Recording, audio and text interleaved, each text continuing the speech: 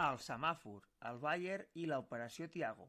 El Bayern és el campió de la Champions 2019-2020, amb una victòria per 1-0 amb un gol de Koeman davant el PSG d'Mbappé, el que s'ha vist poc, i de Neymar, que ha estat més actiu però que tampoc ha estat decisiu pels seus.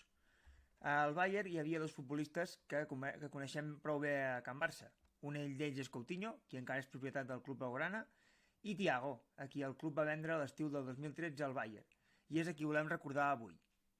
Aquell estiu el Barça, amb Sandro Rossell com a president, ven el futbolista per la quantitat més elevada fins ara pagada per un futbolista del planter blaugrana, per 25 milions d'euros, després de que el migcentre no acabés disputant uns darrers partits que haurien fet pujar la seva clàusula de 18 milions a 60 milions. Aquell jugador, de 22 anys aleshores, ja portava 2 temporades al primer equip del Barça. Acumulava 100 partits oficials amb la samarreta del Barça i semblava que podria ser el relleu de llavors Xavi o de Sergi Busquets. Però el Barça va decidir, com en altres moments darrerament, apostar per fer caixa amb el planter i com va fer també amb altres, últimament amb futbolistes com Carles Pérez. Des de la seva marxa, amb lesions pel mig, Thiago s'ha convertit en un indiscutible al Bayern, al mig centre del Bayern, mentre que el Barça no ha estat capaç en tot aquest temps de trobar un futbolista que reunís relleu a Busquets en aquesta posició. A més, després de la seva bona estada al club, els alemanys el poden vendre aquest proper estiu per al voltant d'una xifra de 30-40 milions.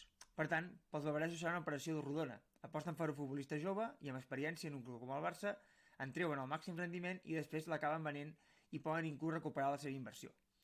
I això avui ens fa pensar en el que és l'aposta d'aquests darrers anys del Barça, que és de vendre futbolistes joves a Can Barça. I hem de veure si aquesta aposta és la millor, o potser seria millor apostar per aquests futbolistes, donar-los oportunitats i després, si no, acabar de treure-los, però donar-li més oportunitats de les que es van donar al seu dia a Thiago. Què en penseu? Us convidem a donar la vostra opinió sobre aquest tema en els nostres comentaris.